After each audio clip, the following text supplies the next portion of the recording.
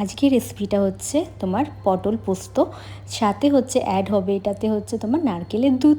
চলো দেখে নিই রেসিপিটা। তো এটা হচ্ছে মাই করেছিল বলতে গেলে, তো মাই আইডিয়া করে বার করেছিল, জানি না কার কাছে দেখেছিল একজন, তো তার কাছে শুনেছিল, তো সেই সূত্রে মা এসে বলে বাড়িতে চলো তাহলে আজকে এটা করবো। আর ঠিক আছে করো। তো মেথি আর কালো জিরে তেজপাতা লেগেছিলো ফোড়নের জন্যে। আর এখানে পটলটা ভালো করে মানে কি একটু ভেজে নেওয়া হয়েছিল তোমার হলুদ আর একটু নুন দিয়ে।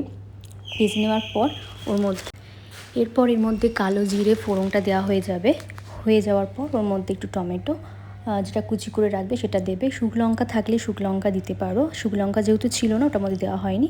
তো এর মধ্যে লাস্টে আমি কি কাঁচা লঙ্কা অ্যাড করেছিল মা। তো এরপর একটু তোমার যে পেস্টটা করেছিলে সেই পেস্টটা এর মধ্যে দিয়ে দিতে হবে।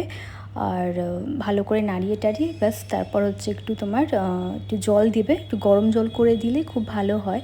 মানে কি একটু টেস্ট একটু অন্যরকমই হয় শুনেছিলাম। তো যাই হোক এটার মধ্যে তাই দেওয়া হয়েছিল, একটু নুন আর একটু হলুদ, আর তেমন কিচ্ছু না। আমি শুধু এর মধ্যে অ্যাড করেছিলাম নিজে থেকে একটু হচ্ছে কাশ্মীরি লাল লঙ্কার গুঁড়ো, তো একটু কালারটা হওয়ার জন্য। আর এটা ভালো করে নাড়িয়ে টাড়িয়ে নিয়ে এর মধ্যে মা ওই গরম জলটার মধ্যে দিয়ে দিয়েছিল। গরম জলটা দিয়ে একটু ফুটবে যখন, তখন তার মধ্যে একটু পটলগুলোকে দিয়ে আর একটু ফোটাতে হবে। ফোটানোর পর এটা নামাবে যখন, তখন হচ্ছে তোমার একটু ওই নারকেলের যে দুধটা রেখেছো ওটা ওর মধ্যে দিয়ে দেবে। আর একটু পারলে তখন কাঁচা লঙ্কাটাও একটু মাঝখান থেকে চিড়ে দিয়ে দেবে, একটু ঝাল ঝাল ভাবটা আসবে।